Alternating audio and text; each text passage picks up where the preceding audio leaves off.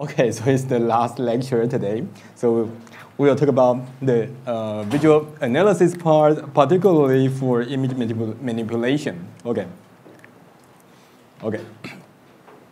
Well, I know it's 2 to 3 p.m., so I'll do my very, very best. Try to not have you fall asleep, okay? But it's really, really hard for me to come up with jokes in English, so I do apologize for that.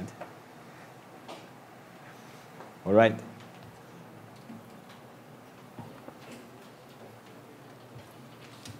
Okay, so just to refresh your memory, today we talk about transfer learning. For the first part, we highlight the motivation, the examples, and the applications for the transfer learning. And in the second part of the lecture, we focus on solving classification tasks. If we have source data from one domain, how can we utilize the data from one domain, and hopefully we can extract, transfer informative information or the representative information to address the classification task in the task domain of interest.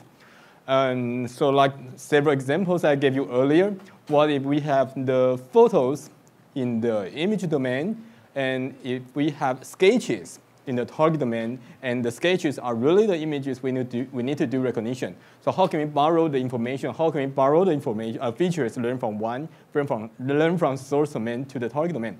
So we talk about various of recognition tasks in the second part this morning. So for the third part, we will talk about the visual synthesis part. We will talk about a bunch of applications, especially focusing on image manipulation, style transfer, image translation. So we will have less focus on learning, on recognition, but focus more on the manipulation part. All right. Well, so now it doesn't really fit into the category of domain adaptation anymore, because we want to transfer data from one domain directly to another. Okay, and like this example I showed in this slide, I think this is a typical example. And again, this example exists before the rise of deep learning. Computer graphics people, vision people, image processing people, they all look into how can we alter the style, or how can we alter the content of an image given a particular reference image of interest. So that is the style transfer. All right. So now we not only address the classification tags, we want to see how can we synthesize and manipulate data across different domains. And later you will see that some methods can be applied to deal with the data across a pair of domains. Some can be generalized to deal with data across multiple domains.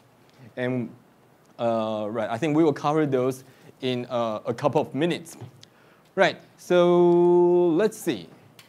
So we will have two different parts. One is for image translation, and the second part is for representation disentanglement. And if you were here this morning, I believe most of you were. So the representation disentanglement is the task to learn and to manipulate particular feature representation so that we can, for example, change the expression, we can change the age, the gender, etc. information. And in that case, deep learning for us, it is no longer a black box anymore, hopefully.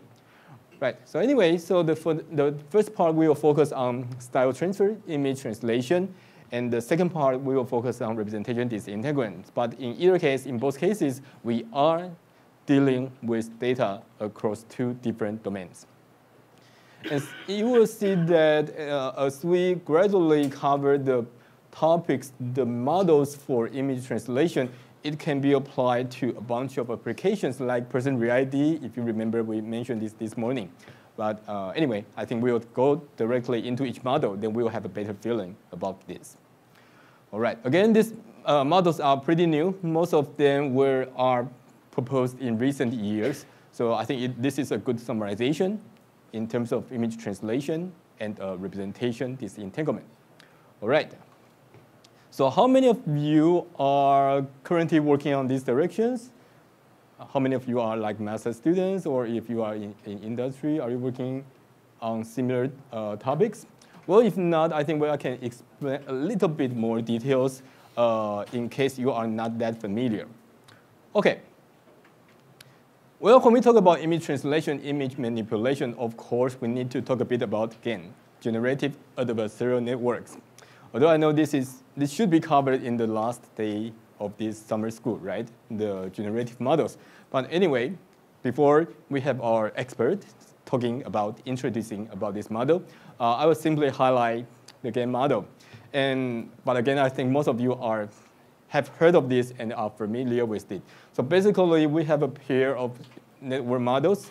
One is the generator, the other is discriminator. And the purpose for here, for example, we want to input a random vector, a noise, and hopefully we will generate a realistic image which would deceive the discriminator. But on the other hand, the task of the discriminator is to tell the difference between the input data, whether it is a real photo or it is a synthetic photo. So the discriminator, the task, the job of the discriminator is to distinguish between the authenticity of the input data. So when you train these two models alternatively or jointly, you will make these things happen. And in the testing part, in the inference part, you simply need to take the generator. Because in that case, you can simply input your random vector, then you can output a good photo of interest. Hopefully, that is the case. All right, but we will not go into the details, the technical part, the training techniques, those things in this lecture. I just want to highlight the GAN model. And in case you have not seen the objective function of the GAN model, basically there are two terms. One is related to the discriminator. For the discriminator, it has to tell the difference between the input data. You need to distinguish between the real data from the synthetic one. So you have a classification loss for the discriminator. That is the second part. On the other hand, for the first part, hopefully you will generate the synthetic data which as real as possible. So the first part is to train the generator. So that is the two objective terms, loss terms as the objective function for your GAN model. All right. So now let's look at the first case. The first case, I think it was, it's last year. It was proposed in CVPR last year. It is pix-to-pix. I think it is among the very first image translation model using like GAN or generative models to address this task. So the idea is, if you input a sketch, if you draw some pattern, you input a sketch, you want your model to be able to output a real photo. Okay? And later you will see that this model can do more than that. We do not only limit ourselves in addressing this sketch to photo task. It can be generated, it can be generalized to other cross-domain translation tasks as well. But anyway, let's take this example. If you input a sketch photo, hopefully you will have a model which is able to convert the sketch into a real photo. Okay, so how do you do this? Well, these people propose to use the GAN model. Basically, you have the generator and the discriminator. But the thing a little bit different from the standard generator is now the input is not a noise, right? It is not a random vector.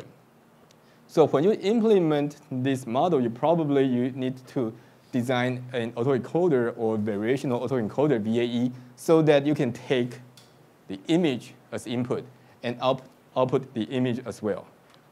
Right? Recall that in the original generator, its input is a noise vector. It is a random vector. It is not an image. So it's one minor thing different. And another thing different is that you can see in the discriminator, it not only takes the output image as its input. It takes the concatenation of the output image and the input image as the input. Let me maybe start from the input. So how did these people design their game model? Well, again, we have the generator and the discriminator. For the input, we have the sketch, right? With the sketch, we also have the ground truth photo for this sketch image. So we have this pairwise data. So after output this photo image, first it will calculate the reconstruction error. It can determine the difference between the converted output and the ground truth photo. So that is the first loss term this game model will ask. The second thing it will ask is the discrimination loss, right? And as I just mentioned, the discriminator not only takes the output image as the input, it also concatenates the original input sketch. So you can say it is a conditional discriminator because it not only takes the photo, it not only takes the output of the generator, it also concatenates the input as the real input of the discriminator. So what about the real data? Because for the discriminator, it needs to see the real data as well, right? So for the real data, similar things. We have the real data. Also, we have the sketch. So we concatenate these two images as the final input to the discriminator. So in this case, the discriminator, based on such concatenated inputs, it will determine whether or not is this a real pair of a real image pair, or it sees a synthetic image pair. All right. So the model itself is not very complicated. It's just a simple extension or just a simple minor modification of the game model. But basically, we call it a conditional game mainly because its discriminator needs to see the input data as well, not just the output image. OK. And I know it's a very, very bad time to look at the equations at 2 p.m. But anyway, I still have the equations in the slides. So basically, I already explained all the terms, so we probably can skip the definition. We don't need to read through the equations. So like I said, basically, we have a reconstruction error for the output of the generator. And once we observe all the outputs we have, then we can calculate the discriminator loss. All right. So we have these slides early this morning, remember? So you can see that as the results shown by these authors, they not only apply this model to address sketch to photo conversion. They also did a bunch of other things. For example, the first one is for semantic segmentation to a realistic photo. This would be quite helpful for a self-driving car when you need to train your road scene segmentation models, because in this morning, we also mentioned that you can use video games, right? You can use video games to generalize, you can synthesize some fake data, and hopefully you can use those data to train your segmenter models. But in that case, what is the domain gap? The domain gap is the difference between synthetic data and real data, right? But here, it makes things a little bit easier. If you input your segmentation image as the input, if you have a good model, then you can directly convert such image into a real-world photo or real-world image. So in that case, you have the real photo as your input data. You have the segmentation output as your ground truth. Then you can train the segmentation models for your self-driving cars, right? It's the other way around. You need to think about it. Using this model, you can take this as the input and output the real, at least realistic data. Once you collect such data pairs, then you can take them to train your self-driving cars because you don't need to use video games anymore. You don't have to ask your driver or ask your car to drive around to collect the training data. You can simply take them as the training data to train the segmented models for your self-driving cars. Okay? All right. And other things like from the grayscale to color photos, or you can say that this is colorization. And this is from the, this is for different times in a day. You can convert the image into different time. That is also considered a transfer because we want to convert the image from one time instance to the other. Okay. So although the results look very, very promising, but before we move on, can anyone identify what is the limitation? What is the constraint when training such an image translation model? Don't be shy. When training such a model, what do you need? What is the setting for your training? What is your input? What is your output? What is your limitation? What is your requirement? Well, based on this illustration, I agree you can see that when you collect your training data, you need, for example, you need a sketch, right? What do you also need? You need the ground truth photo for this sketch image. But in real world, it might not be the case. If you want to do image translation, using this model, which means you always need to collect pairwise training data, right? And if you want to convert a horse into zebra, 对吧？马跟斑马嘛，对吧？ So if you want to convert the image of a horse into zebra, if you want to use this model, what do you need? You need exactly the same horse, which in terms of horse and also in the appearance of zebra, it doesn't make sense at all, right? So although this is a quite powerful tool, the results are very promising, but you need to think about that. In order to train such model, what is your training data? What is the setting? What is your requirement? And would that be a limitation for you? Okay. All right, so this is the first one, pics to pics. All right, and we know the limitation, or I should say the requirement of pics to pics. Then people move on. People want to get rid of the limitation we just mentioned. When we design our image translation model, we don't want pairwise data. We just want a group of data of the same style and another group of data which are of the same style. Then hopefully we will be able to train a better, a more robust segmentation or translation model which is able to perform such translation. Okay, and that is why we have cycle gain. So again, I believe some of you are familiar or at least heard of cycle gain already, but for those who haven't, let me briefly review or discuss this model for you. So cycle gain, or later you will see dual gain or disco gain, they are all dealing with unpaired training data. All of them want to do image translation, want to convert the images from one domain to the other. But just like the thing I just mentioned, they don't want to collect pairwise training data because it just cannot happen for many applications. All right.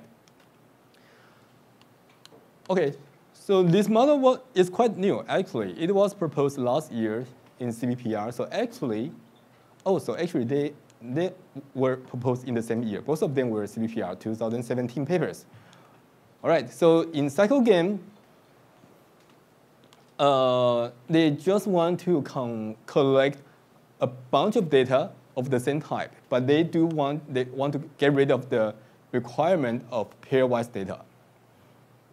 Okay, so for example, they want to collect a bunch of data of real-world scene images, and they also go ahead and collect a bunch of image paintings, also from the paintings of natural scenes. And hopefully, with such training data, they will be able to train the image translation model. Okay. But what the difficulty is, why this is challenging? We can think about that in pics-to-pics, the output of the generator is the style, the image of the style of interest, right? In this case, because there do exist pairwise data, we will be able to calculate data reconstruction loss here. We do have the ground truth here to calculate the reconstruction loss. But for unpaired data, we don't know how to define this. We don't know how good we are after doing the projection, after doing the translation, right? Okay, so how do this group of people do? Well, they also use GAN. And they did a simple modification, and simple but elegant modification that make things happen. They do not require the ground truth information, but eventually they are still able to do image translation. Okay, so let's look at the first example. Well, so if they use the GAN model or the VAE model, so for example, they can convert the photo into painting. This can use the first generator. Oops, sorry. So from the photo to painting, they can use the first generator to do this job. Okay. Then for the painting part, they can train a discriminator to ask whether this is the synthetic painting or it is a real painting. They do have such information. Why? Because during the data collection phase, they do have the real photos, they do have the real paintings. So for this model, after they again convert the photo into paintings, although they will not be able to ask the data reconstruction loss, but at least they have the discriminator. The discriminator can tell the difference between the real one and the synthetic painting, right? What's next? Well, the next thing is, actually, they not only have one GAN model, they have a pair of GAN model. They have a second GAN model, which is able to, the task of the second GAN model is to convert the painting back to photo. So in this case, they actually trained two GAN models. The first one converts photo to painting, and the second one converts the painting back to photo. They are separate GAN models. Okay. So now I believe you can see there are some things pretty interesting you can use here, because you simply convert the same painting back to the photo. Although you do not have the ground truth information for this painting, but now you will be able to calculate the reconstruction loss, the similarity between the final output photo and the original input photo. Right? So interestingly, although this is a totally unsupervised setting, I do not have any pairwise information. But because I use two sets of GAN, because I designed two sets of GAN, so after I project the photo into painting and use another GAN to project it back, I can calculate the information based on the input. Because this input image, I consider myself as the ground truth information for the output image. So I can calculate the construction loss. And this is so-called the utilization of cycle consistency. Well, similar story can be applied to the second part. For example, for the painting, now we can use the second generator to convert it into the photo.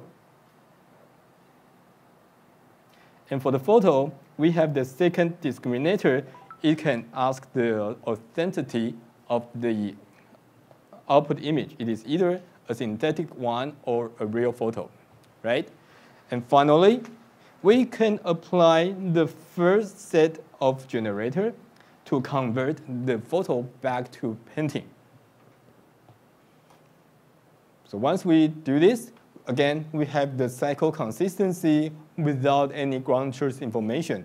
We can calculate the reconstruction loss for the final output image. We can calculate the dissimilarity between these two images, although we never have any pairwise ground truth information. So I think this is the elegance of the cycle gain.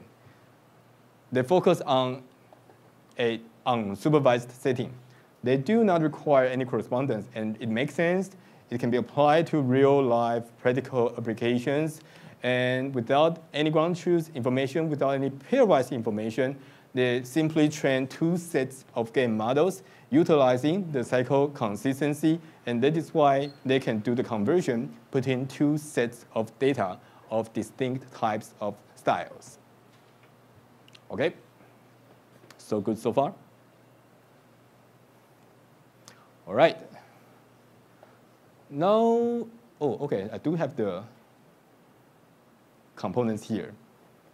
But anyway, I already explained the ideas, so we can quickly skim over these few slides because this is exactly what I just mentioned. We have two sets of gain. Each one of them deal with one style to the other, and the other one do the other thing back around.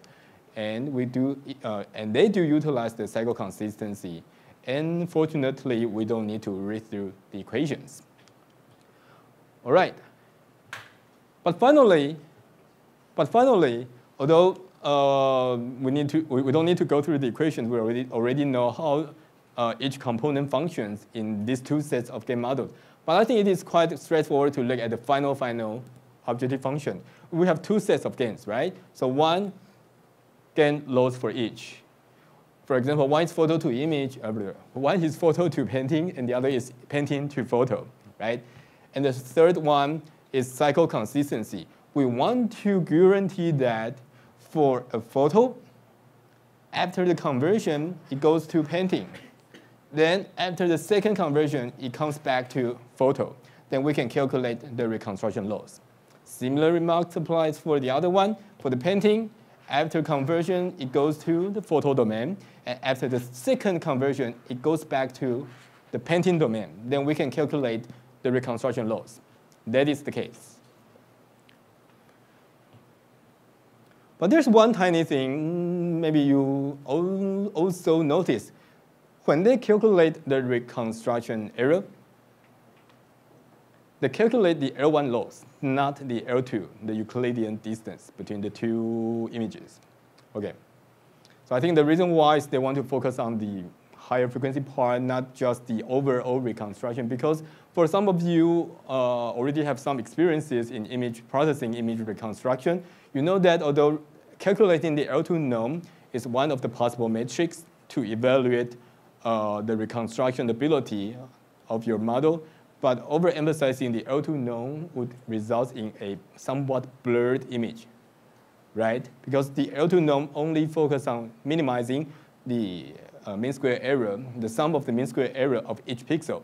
So it might result in blurred images instead of preserving the higher order terms, the high frequency, high spatial frequency components in an image.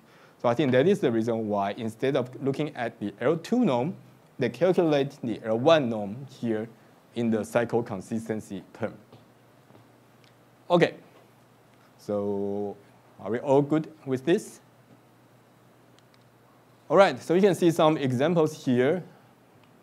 They can do image translation across seasons. Surprisingly, they can do image translation across species. And they can also do image translation between different image styles. Okay. And I think the later two examples make pretty much sense, right? Because there's no way you can take the same animal in terms of different kinds of species appearance.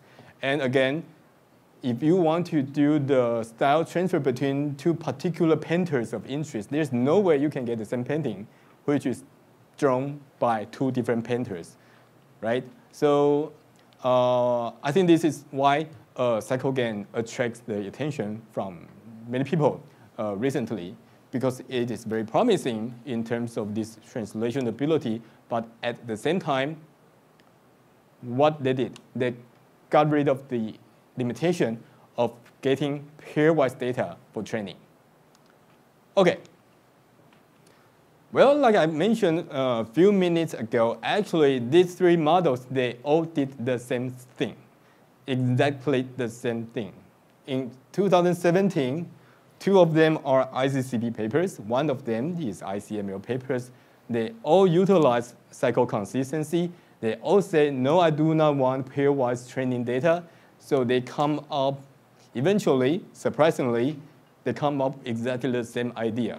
So fortunately, they are reviewed by different reviewers. So anyway, so their papers got accepted. But anyway, this is so-called 所谓的英雄所见略同嘛，对不对? So they want to get rid the same constraint and come up with exactly the same structure.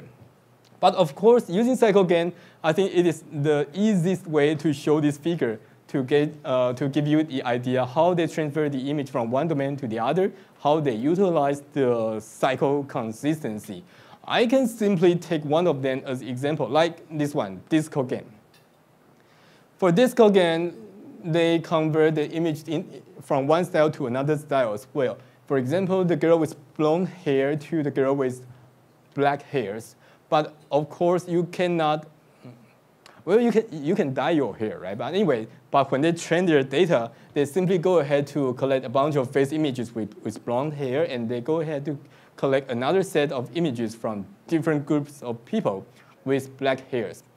So they also have two sets of gain models. For the first one, convert the face image from blonde hair to black, and the second model converts it back, and there is a cycle consistency.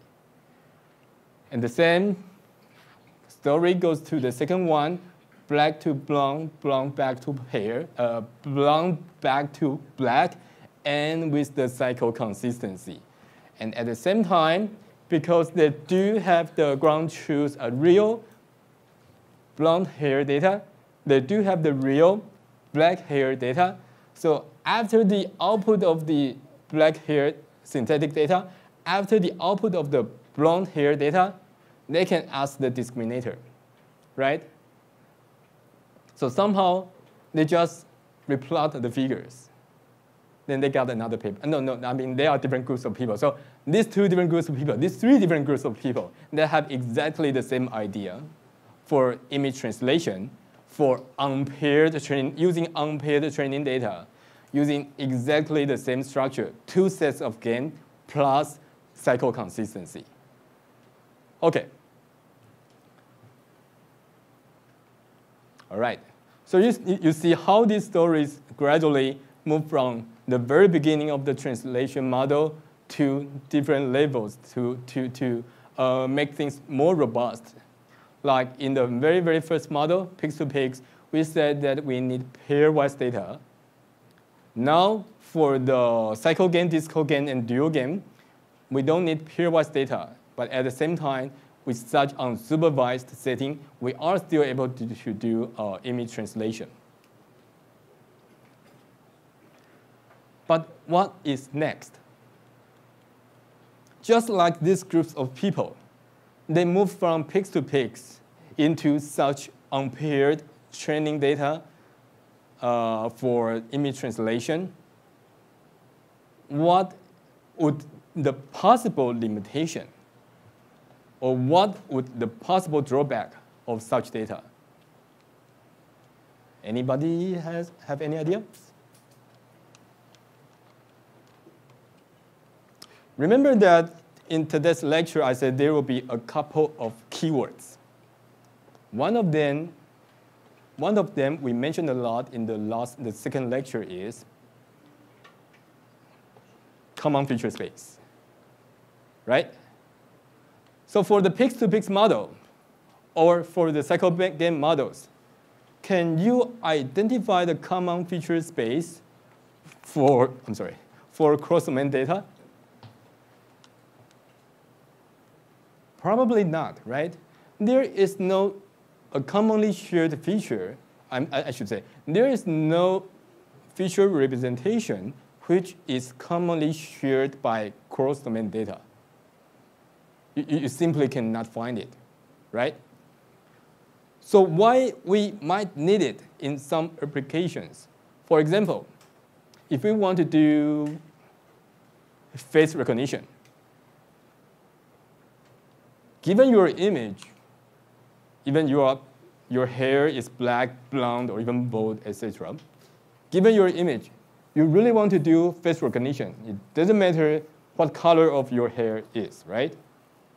So in that case, you really want to know, in addition to image translation, can I extract a good feature to use? Can I extract a good feature which is shared, agreed by cross-domain data?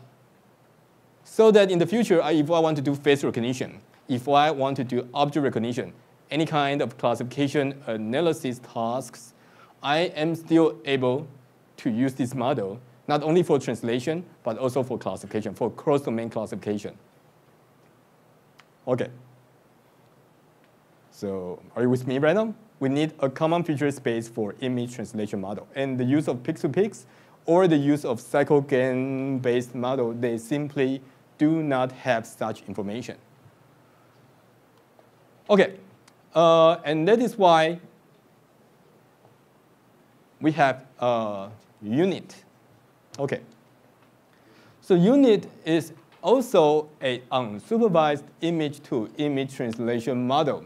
It also converts images from one style to another, and they also do not require pairwise training data.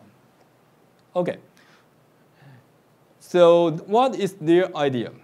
Well, you can see that the thing we really want to preserve, we really want to observe is the common feature space for relating cross-domain data.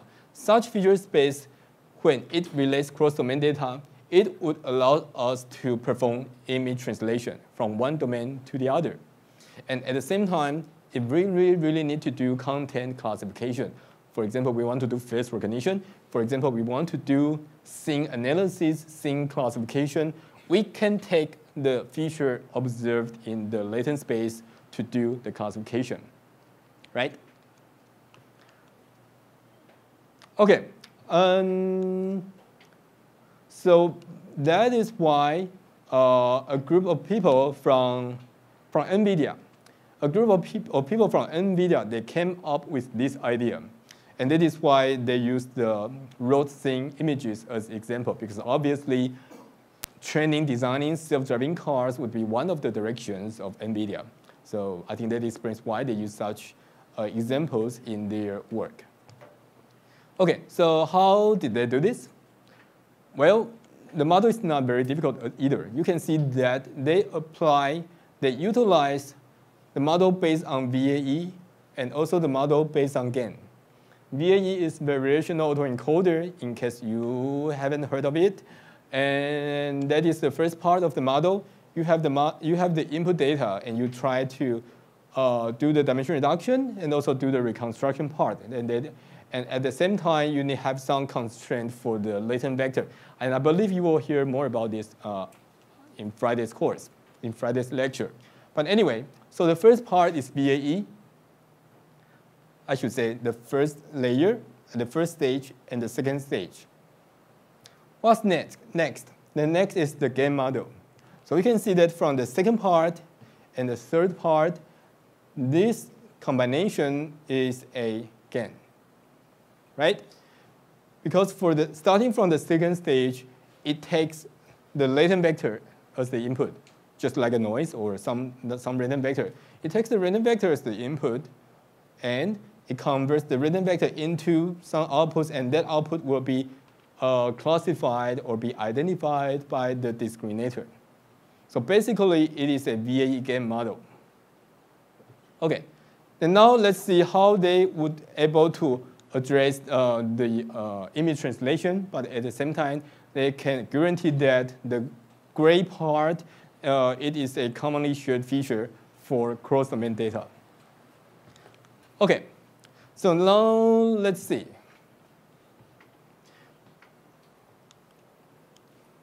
I'm sorry. Okay, let me use, I don't want to show the equations, so maybe let's stay in this figure without the bounding boxes. All right. So for example, if we are converting the images between the domains of a daytime real road scene and a nighttime road scene. So using their model, the first thing they want to do is they want to do the VAE for the road scene in daytime. They want to do data reconstruction. And another thing is they want to do the data reconstruction for the road scenes from nighttime. So that is the second branch, the lower branch in this model. Okay. And because the use of the VAE model, they can enforce the content, the images with similar contents with similar distribution. But at the same time, they still do not require pairwise data because of the use of the VAE model. And that is why in the next slide we have this plot. Because they utilize the VAE model, they enforce the information, they enforce the distribution to be similar to the data with similar content information. And that is the enforcement of the calculation of a KO divergence between the data distribution and the Gaussian distribution. All right, so for the, well, let's get back to this part. So this is daytime, back to daytime, nighttime, back to nighttime. But of course, why don't we go to the other direction, not just back to the original direction? So we can go daytime to nighttime, nighttime to daytime. So you can see the superscript and subscript here. So the subscript means the data is from the second domain, or the data is from the first domain. That is the subscript for. The superscript is 1 to 1, 2 to 1, 1 to 2, 2 to 2, which means that is the synthetic data from the first domain to the first domain, or that is the synthetic data from second domain to the first domain. So the superscript indicates where the input data is from, and the tilde means it is synthetic data. Okay. So the first two stages are the VA part, and like I said, the second and the third stages, it is the use of the game model. So for each discriminator, it can tell whether or not they see a real daytime image or they see synthetic daytime images. And it doesn't matter the synthetic one is from the real daytime or from the nighttime. They just want to say it is a real daytime image or a synthetic daytime image. Okay, similar to the second discriminator. The second discriminator only determines whether it sees the real nighttime images or it sees synthetic nighttime images. Again, it doesn't matter whether or not the nighttime images are converted by daytime or they are reconstructed from nighttime. The thing is, they are synthetic nighttime images. So I think they uniquely combined VAE and GAN, and with two different branches, then they will be able to design such an image translation model. And because they enforce their model to share the same latent vector in the middle of their VAE part, so they can take this VAE part, this Z vector, as the common feature space, as the common feature vector, which is shared and agreed by cross-domain data. So are we okay with the design, the components so far? Okay, then as you can see, with the design of such model, in the future, if we not only want to do image translation, we want to determine, well, whether or not this thing is in Europe, whether or not this thing is in Asia.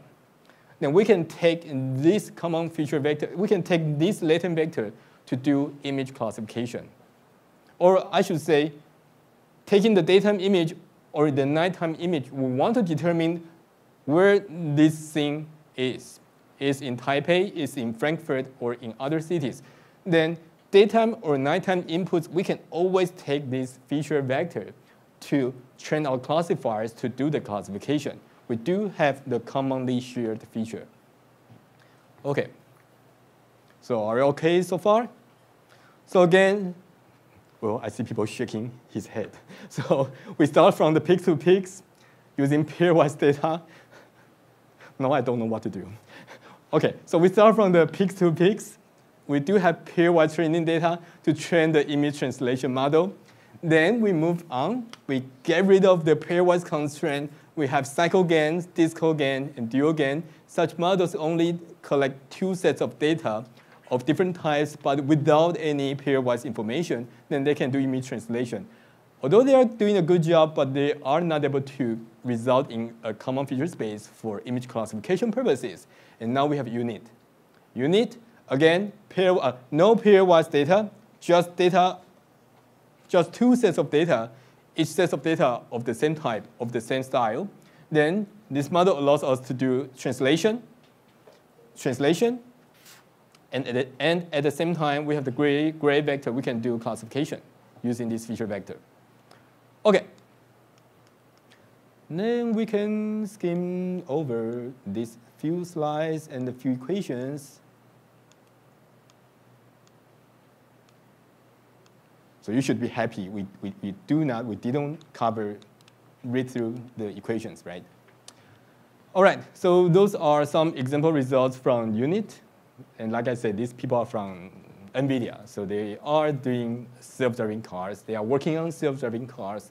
And you can see they can convert the images. All of them are daytime, but across different weather conditions. Sunny to rainy, rainy to sunny. And of course, you can argue that I can always get exactly the same thing, but under different kinds of weather conditions. But good luck if you are in California. You only have few days are raining in a year. So that is why they want to get rid of this constraint, just get a bunch of data in daytime, in sunny time, and get a bunch of data with rainy conditions. And this is another example. Again, like we said in the very beginning this morning, right? People want to use synthetic data to train their segmenters. But if doing so, there will be a domain gap, the difference between synthetic data and real-world data. And that is why if you are able to train this model, then you can convert the data either from real thing to synthetic thing, or the other way around, you can convert the data from synthetic thing back to real-world thing. So what is the good news for self-driving car people? Then you can use video games. You can synthesize whatever weather conditions, whatever road condition, how many, 我不知道三宝的英文是什么, how many patterns, conditions you want to observe in your road scene. But anyway, you can have lots of training data with ground truth information, right? Because the good thing to use synthetic data to use video games is you are able to collect both images and ground truth labels. And you can use unit to convert them into real-world images. Then you should be extremely happy, because even you are not here today learning transfer learning, but people will give you a bunch of this kind of data. Then you can train your segmented model. Right? Transfer learning people solve this problem for you. So if you have not heard of transfer learning, you simply need to, well, buy the data from us. Then we can give you such training data. Then you can train your segmented models. Right? So this is unit. Image translation, unpaired training data, and with shared feature representation. OK, so this is why I put these 3 models in such an order. So you can see how people progress from the original idea of image translation into different versions. OK, so actually, in addition to unit, I think it's Facebook people. People from Facebook, they also come up with similar, well, not exactly the same idea. But they also want to do image translation. They want to convert your photos into, I forgot how to say this. Animated? No, not animated.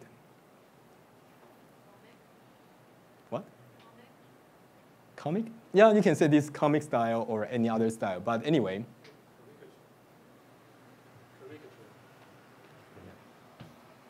Okay, so convert to any other style you want, just not the photo, right? Okay.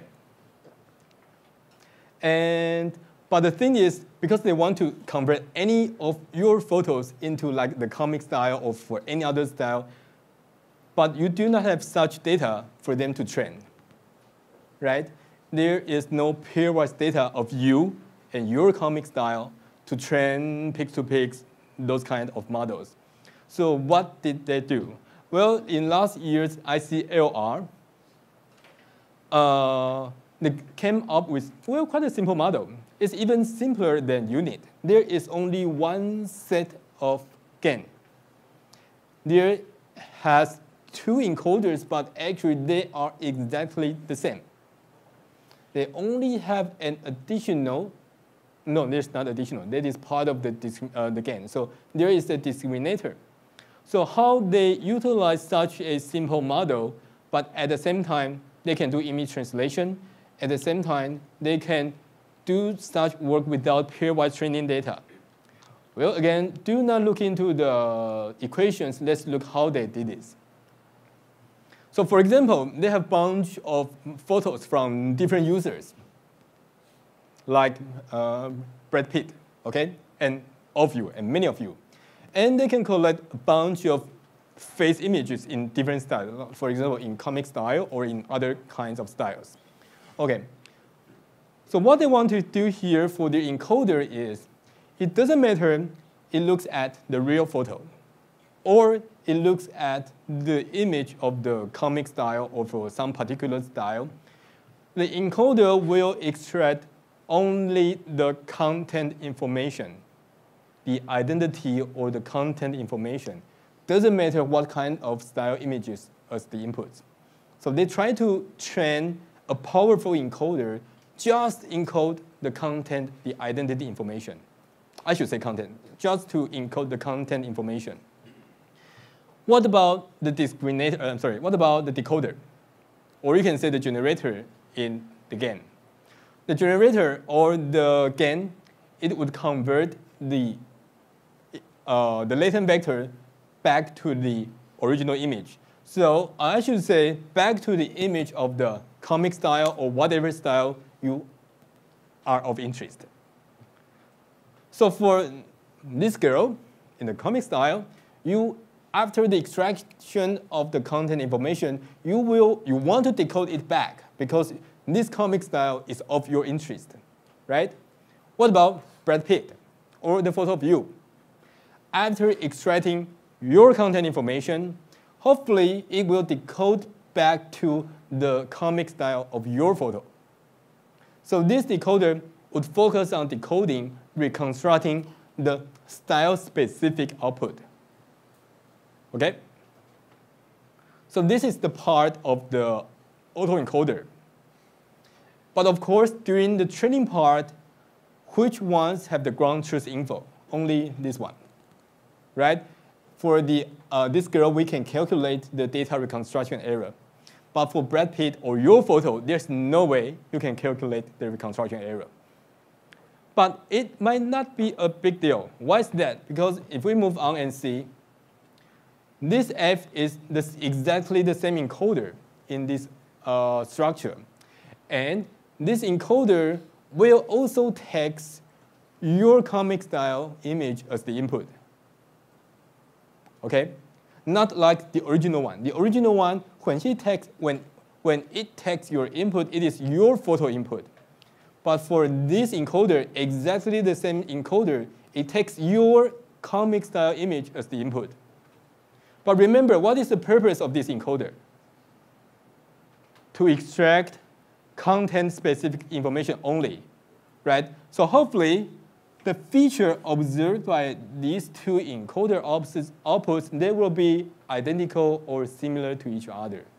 So it is so-called the feature consistency. It's something like the cycle consistency we mentioned a few minutes earlier. But anyway, given the images of the same person, but with different styles, the the goal of this encoder is to extract content-specific information, not anything relevant to style. If this works, then the features of these two outputs would match. Make sense to you? All right.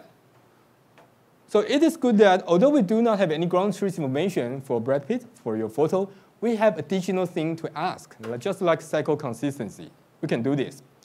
What about the output image? The output image, we just said we can calculate the reconstruction error between these two images. But there's one more thing. One more thing is we have the discriminator. Don't forget that we are still utilizing the game model. We still have the discriminator here. The discriminator will tell the difference between the synthetic data and the real data.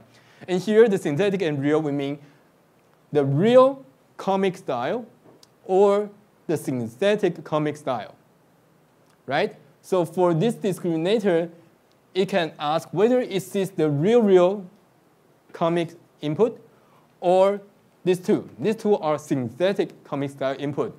And when it sees this kind of input, it doesn't matter which identity the image is, because it would focus on recognizing the authenticity of the style, not the content.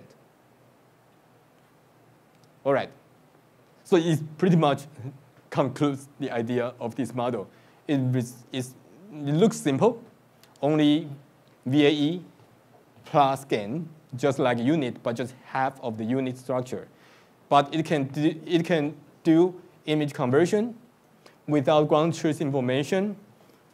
And why they don't need ground truth information? Because they can ask the feature consistency, and at the same time, the discriminator will focus on recognizing the style information, while the encoder will only focus on recognizing the content information. Okay? So what about the advantage of unit? We just said that for the unit, the good thing is image translation, no pairwise data, and common feature space, right? Common feature representation. Here, we do have the common feature representation if you want to do face recognition, right? So I think that is the beauty of this method. So this is a ICR work last year to do image translation, unpaired data, unsupervised setting using feature consistency, and with the ability to output the common feature representation for further analysis or recognition purposes. Okay, we're all good so far? Yes, we can skip over the equations. All right, so these are the results. The first part, they look at the simpler task first. The one handwritten digit data set to the other. And the second set is from the real photo into the comic styles. But let me remind you that for people working on image translation, and especially for unpaired image translation, the difficulty is there is simply no ground truth information for your converted output, right? Just like I said, if I take your photo and throw it into this model and outputs the comic style of you, how do you know, or how can you say how satisfied you are with the output, right? So the difficulty here is how do you do proper evaluation, which is sufficiently convincing, especially to the picky reviewers. But anyway, there's one way just to visualize to show qualitative evaluation. And another thing to do quantitative objective evaluation is take the common feature space to do like face recognition, to take the common features vector to do like handwritten digit recognition. So those are also some indications or some alternatives for you to provide additional quantitative evaluation, to provide objective evaluation. Hopefully, such additional experiments would be sufficient. Hopefully, such additional experiments would make the reviewers happy, especially for those top conference reviewers.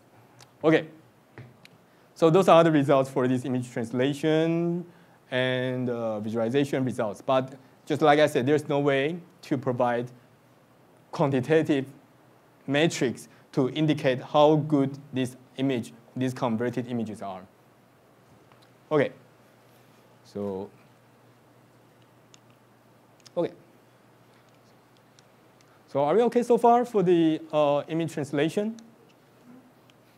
So I hope you understand why we put that here, because now although we are not doing recognition explicitly, but we are converting data from one domain to another. So in some sense, we are still transferring data. We are still transferring information from one to another. Okay, so for the last part, for the last 30 minutes, okay, and we will talk about representation disentanglement. Okay, so representation in disentanglement, yeah, let me simply show you this figure. I know I show you examples of Jin Chengwu this morning, right? We want to manipulate the age, gender, expression, some particular information of the images using generative models. And in that case, we really, really want to have our representation to be explainable. So for example, if we have our game model to be able to generate a natural scene image, what if we need the output image to be present in different seasons, for example? If you simply train your game models and throw in lots of natural scene images, there's no way you can guarantee when you input some particular, if you input some Z vector, would it generate an image in winter or would it generate an image in summer? You don't have any idea. You don't have any control over this, okay? But now, if you are able to design your model, and when in your design, you have the power to specify, to guarantee some particular attributes, some specific elements, dimensions in this representation, they are corresponding to the attributes of interest, for example, seasons. If you can make this happen, after training, then during testing, you simply throw in any random vector and assign like number 1 to 4, and it will generate the natural scene image in the season you want. Okay, so the ability to learn such model with explainable features, this is called representation disentanglement, because we want to disentangle, we want to extract particular attributes, information from existing representation. Okay, so hopefully I use this figure, use this slide, it will explain the idea of representation disentanglement. All right, so to address this problem, there are two well-known existing models to do so. One is InfoGAN, and the other is ACGAN. I think to make things easier, let's start from ACGAN. Okay, so remember that we want to make the representation to be explainable. We want to have specific attributes, or I should say, we want to have specific features, entries, dimensions correspond to particular attribute of interest. So how do we make this happen using ACGAN? Well, so this is the structure of ACGAN. You can see it is basically, again, based on the game model. It takes the noise as the input. It has the generator. But this is a conditional input, because we not only assign a random vector as the input, we also have the latent vector. So for example, the latent vector can be 1, 2, 3, and 4, and each number corresponds to one of the seasons.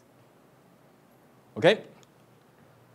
So let's say we input a random vector, and we assign number 1, and hopefully our goal is to output the image in spring. Okay?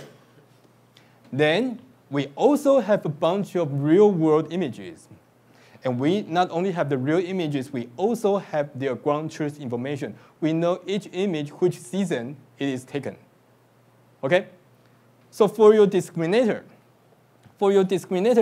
it not only asks the authenticity of the output of the image it observes, not only real or fake, it also performs what? Classification. So again, it is multitask learning. Okay, it not only asks the images to be real or fake, it also identifies the label information of the observed input. It doesn't matter the observed input is real or fake. This part is only focused on recognizing the label information. And fortunately, for AC GAN, for the training process, for the training stage, we do have the ground truth information. So that is why we can train the generator and the discriminator. And the discriminator performs multitask learning to ask the identity and to ask the label information. Another example, if I give you number 4, hopefully you will see a winter image. And you can also throw in a bunch of real winter image. So the discriminator will tell the difference, they are real or fake, but eventually it should agree that both of them are of the type of the category winter. So this is AC GAN. For the interest, the full name of AC GAN is Auxiliary Classifier GAN. Basically, you just need additional classification model. You need an auxiliary classifier to perform classification. So that is why it is called AC GAN. So hopefully giving you the idea how this design works, we don't need to go through the equations. You can simply look at them afterwards. Okay, this is AC GAN. So interestingly, in this ICML 17 paper, the people, they proposed AC GAN. You can see that they want to generate real-world images of different species. By changing the input number, the label C from 1 to 5, they are able to produce fake images of butterfly, goldfinch. I'm not an expert of birds. So anyway, any other kinds of the species. So they can do that using this AC GAN. They do have the power to control which type of the image they are going to generate. But again, during the training, they need to observe the real images of these 5 different types. Because they need to train their model, they need to assign the C value during training. And for the testing, for the inference part, nobody cares about the discriminator anymore, right? We only need to keep the generator. And for the generator, we just input the random vector with some C value from 1 to 5. And that is how these images look like. Okay, so this is AC GAN. What about info GAN? If you are okay with AC GAN, it is extremely easy to understand info GAN because AC GAN is to learn a disentangled representation using supervised information. So for info GAN, we are doing this in an unsupervised way. So that means we have exactly the same model, but there's a but. Here, we do assign the label here, but when we input the real data, we do not have any label information for the real world data. So the equations pretty much look the same because for the discriminator, we do ask whether or not the observed inputs are real or fake. We do ask the label information using the discriminator, but only for which inputs? Only for the synthetic data. Because for the synthetic data, we do assign the label information as the input. So for the discriminating, I should say, so when we train the discriminator, when we ask the discriminator to perform classification, we can only ask it to do so for synthetic data. For the real-world data, we simply present the real-world data to this discriminator. We do not have any label information. So for the discriminator training parts, it cannot ask the label information. It cannot perform classification for the real-world data. Okay? So it's a little bit different from AC-GAN. In AC-GAN, the real-world data, we do have the label available. We know which season it is from. We know which species it is. So we not only ask the identity, we also ask the classification information. This is AC-GAN, and this is InfoGAN. InfoGAN, it is an unsupervised way to perform data disentanglement. Okay? Now you might be wondering, if we do not have label information for the real-world data, how do we know the number I assign here would correspond to? Right? For AC-GAN, we input the numbers like 1 to 5 because during training we do know these 5 numbers are associated with 5 different species. But for InfoGAN, for example, we do assign numbers from 1 to 5, but we're throwing a bunch of real-world data. How do we know these C numbers would correspond to? Any idea?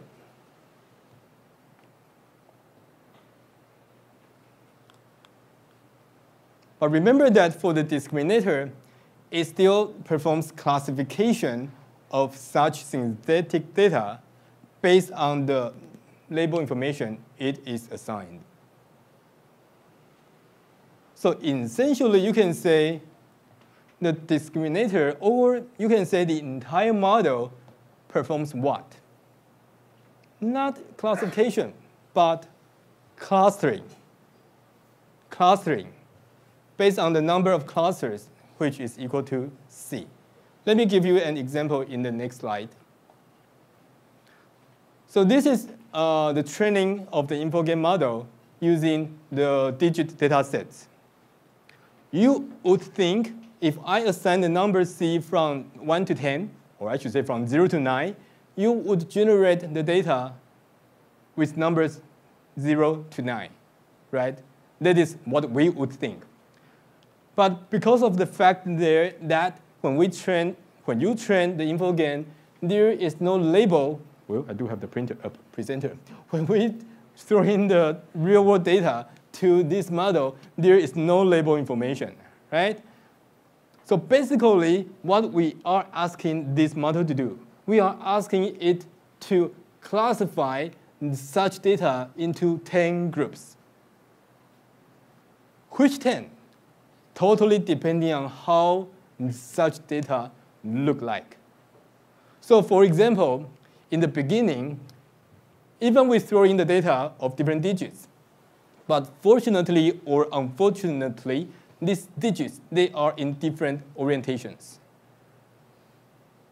Then this InfoGAN, during the learning process, it thought you want me to cluster them into 10 different groups. Each group corresponds to one orientation, not the label information, not digit 0 to 10, 0 to 9. Okay. Okay, for the second part, what about when you keep training your InfoGAN, you throwing another bunch of real-world data, but they not only across these numbers from 0 to 9, they are with different width. Then essentially, you are asking this InfoGAN to cluster these groups of data into 10 different clusters, and the images of the same cluster, they are not of the same digit, but they are of the same width. Okay, so this is the thing which is somewhat more difficult for you to control when you design a representation disentanglement model using InfoGAN. It is difficult for you to do this because due to the fact that during the training, when you throw in the real-world data, you do not have any label information. That is live. Okay. But if you do, then you should go back to use AC-GAN.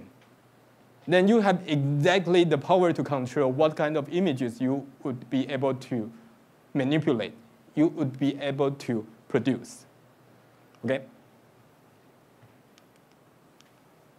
All right. Then let's see a very, very recent work of CBPR, which is I think it's oral presentation this year in Salt Lake City. It's presented by a student from Korea. Okay. Right, so let's start again. So from the title, you can see they want to do image translation, but with the ability to do representation disentanglement. Okay, so now before we go into the details of this new, very recent model, let's think about what's the limitation of the wonderful stories we just covered about 30 minutes ago. We started from pics to pics, then cycle gain, then unit, etc. Right? The thing we really care about is to get rid of the unpairwise data, blah, blah, blah. Right? But what still the limitation you might encounter when you use those models, even with sheer representation, etc. What is the limitation? Well, for all the models we just mentioned, we just talked about, they can only deal with a pair of data domains, right? Photo to painting, painting to photo, sketch to photo, photo to sketch. What about you need to convert the images between 3 different types, photo, painting, and sketch? What about you need to deal with multiple domain image translation? Then for each pair of data domain, you need to train one cycle gain model, right? So it doesn't sound very promising or interesting because whenever you have additional domain of interest, then you need to train a bunch of cycle gain to do so. Then that is why the star gain is proposed. The idea is whether or not we can use a single gain model to deal with multiple domain image translation. Okay. I know some of you, if you are still awake, you will think, well, aren't we talking about representation disentanglement here? Why we are back to the image translation model? But in a minute, you will see the reason why. Because for the experiments, basically this group of people, they are still working on representation disentanglement. Although they call it image translation, but essentially they are manipulating particular attributes in an image. So anyway, so I still put them here. And the good thing is for the star gain, it is able to use one single unified model to deal with image translation across multiple domains. And you don't need to train one model to deal each pair of domains. So that is the idea. All right. So that is the thing I just mentioned. So let's look into a little bit detail and how they achieve this. Okay, so we know the goal is to perform image translation across multiple domains. And another thing is, again, they don't want to use any pairwise training data like pics to pics did. Okay, so what they did? Well, first of all, they have a conditional gain. So the blue one, it is the generator, or you can say it's a VAE, for the gain model. It takes the input image and convert it into a particular style. So for example, this image can be photo, and we convert that into painting. But we call it a conditional gain because we not only take the image as the input, we also need the label information. We also need the attribute information. So for example, I need to input the label that painting along with the photo as the input. Okay, so this is the first part. What they want their generator to be able to perform. Okay, then what the discriminator does here is it will take the real image or the fake image. Now both of them are of the type painting.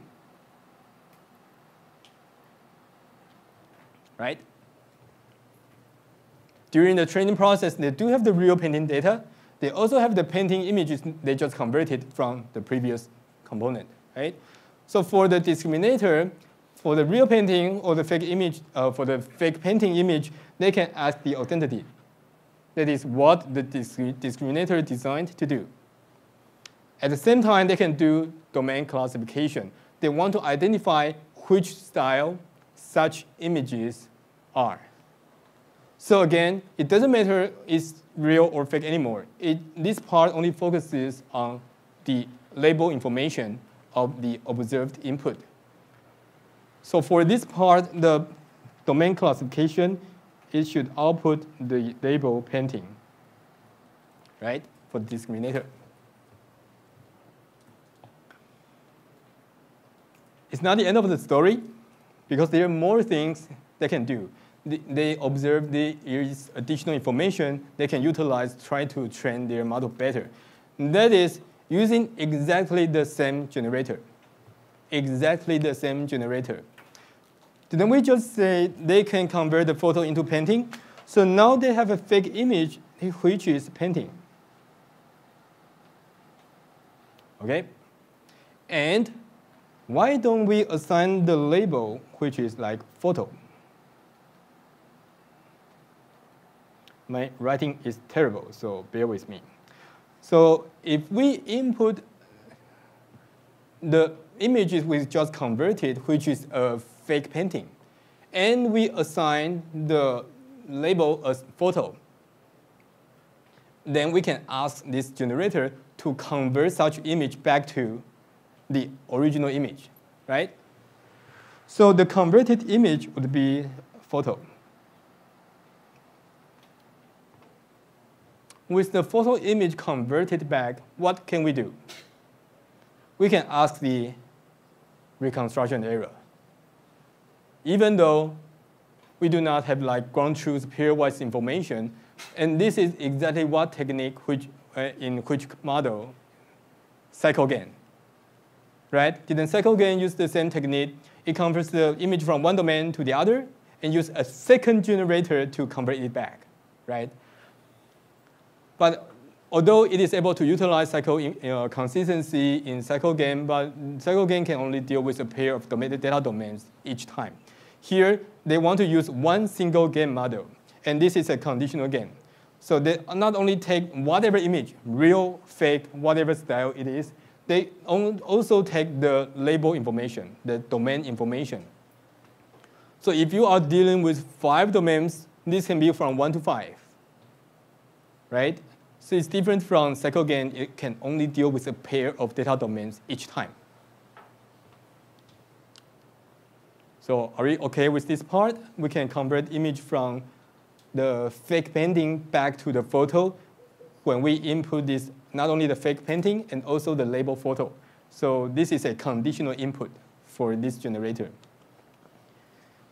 Now it's the end of the story. So, for these figures, it explains how they train their model. They only have one single unified gain model. But for the purpose to deal with multiple data domains, they allow the need to have their model taking additional label information as the input, because it will indicate which domain this image should be converted into. And similarly, it can use the same label of this input to convert this image back to calculate the data reconstruction loss. And for the discriminator, it can tell the difference between the real input or the fake input data. So surprisingly, this architecture is quite similar to cycle gain, just some minor modification, but it turns out to be the oral presentation, the oral paper of CVPR this year.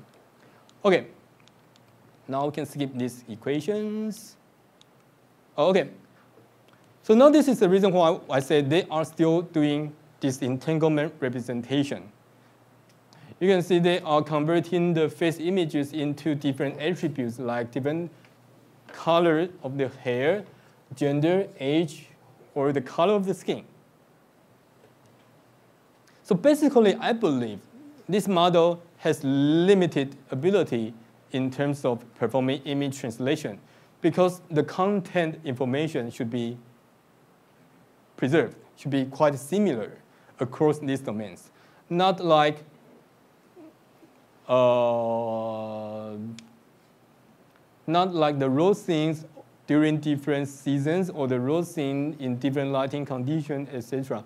Here, they only alter as particular attributes in the image. So I still consider this is a representation disentanglement work instead of image translation. But anyway, it is very cool that they are able to do that using one single game model. They don't have to do that for each pair of domain of interest. Okay? All right, for the last 5 minutes, we can cover additional CVPR work this year, which also performs image translation and representation disentanglement across data domains. Let me show you, is there any better figure? Okay, it's fine. So again, for this CVPR work, it's our work. So we are dealing with representation disentanglement, just like the photos of Jin Chengwu or others. We want to alter the gender expression, etc. information for the face images. But some people already did that. So why we are still working at this topic? Well, you can see that we can do a good job in representation disentanglement because if we are able to collect a bunch of training data in advance, and those data are with label information. We need to collect a bunch of face images. We know these face images are male. We know these face images are old man, or these face images are happy or smiling, right? We do need to collect a sufficient amount of labeled training data in order to design a good model to perform representation disentanglement. Fine, people did that already. But what about, we not only want to do that for one style of, the images of one style only. What if we want to do that for paintings? What if we want to do disentanglement for sketches, for any other styles of interest? Can we do that? Can we do representation disentanglement across different data domains? And make things worse, we do not have any label information for the data in other domains. We only have the data, the label information available in the source domain. So that is the problem. That is the challenge we need to address. We need to address disentanglement, cross-domain image translation. We need to address these two tasks in the same time. And the challenges, and one of the challenges is that we do not have any attribute ground truth information for other domains of interest. Okay. So we probably don't want to spend much time on this work, 不然有像老王卖瓜的感觉. But anyway, so in this work we combine InfoGAN, ACGAN, VAE, these models. We uniquely combine, integrate these models together so that we can train a good model to address the problems we just explained. So, for example, maybe let me use this figure. Just another 1 minute or so. So you can see that we have a generator here, we have the discriminator here. For real photo, during the training, we have the data, we have the ground truth label information. So we will have the discriminator not only ask it is real or fake, and also to perform classification. And this is ACGAN, right? For the right-hand side, we have the target domain like the sketches. For the sketches, we only have the data. We do not have any label information. So we can ask whether or not the observed sketch images, it is real or fake, but we cannot perform classification. And this is InfoGAN. What about the middle part? The middle part, we need to have some input anyway, right? So the input is a Z, is a random vector with the assigned label of interest. For example, smile or not, 1 or 0. So we have a shared generator.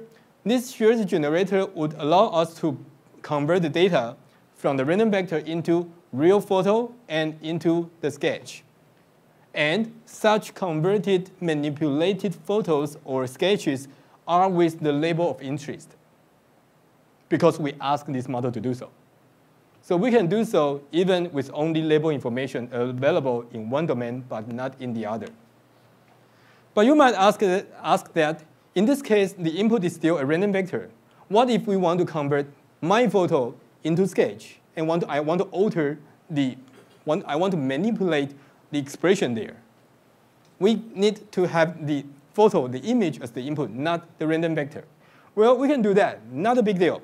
We simply slightly modified our model into this way. We simply concatenate, we add additional encoder, which would allow us to take either the real image or the sketch, the cross-domain data. Then we still have our design here. We have the random vector. We still assign the label information in the latent vector space. Then we can do the same thing. But so anyway, so I won't go into the very details, but I think the take-home message is that in our work, we are able to do image translation. Sketch to photo, photos to sketch. No pairwise information is required. At the same time, we are able to do disentanglement.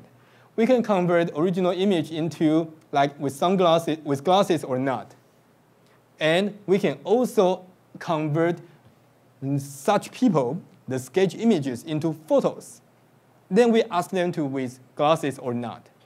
Even during the training part, there is no ground truth information for the glasses for the target domain data. We can do translation. We can do disentanglement, even though in an unsupervised setting, totally unsupervised setting. We can do that for face images. We can do that for natural scene images, etc. All right.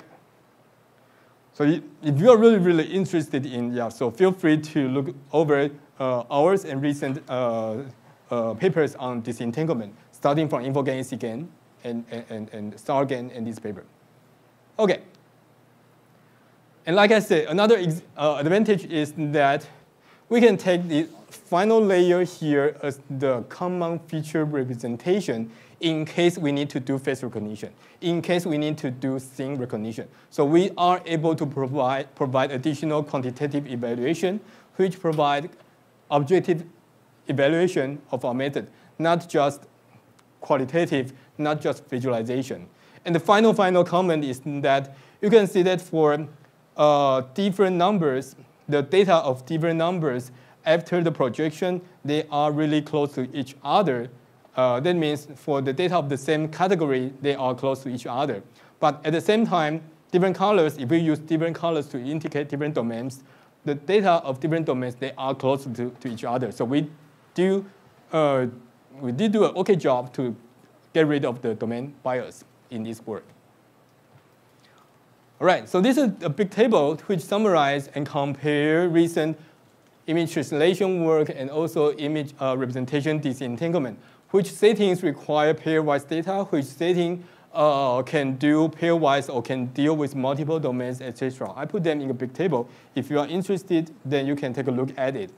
But anyway, to summarize today's lecture, I hope you now feel a bit more interested or at least understand why people are looking at the direction of transfer learning, how people extract, borrow, transfer information from one domain to the other, or from one domain to multiple domains.